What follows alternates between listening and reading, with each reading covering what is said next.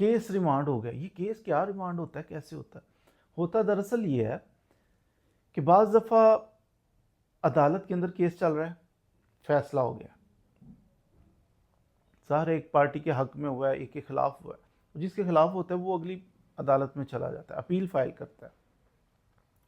Appeal के अंदर जज साहब फैसला करते हैं जनाब इस पार्टी के हक में या उस पार्टी के हक में। दूसरी पार्टी फिर अपील करती है, अपील दर अपील।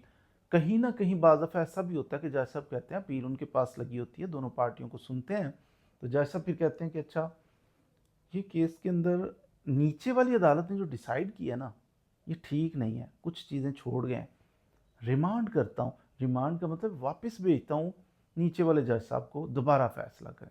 ये होता है केस को रिमांड करना, कि जिस अदालत के अंदर आपका ट्रायल चला था ना, ऊपर वाली अपील वाली अदालत उधर ही केस दोबारा भेजती है, दोबारा सुन के फैसला करे।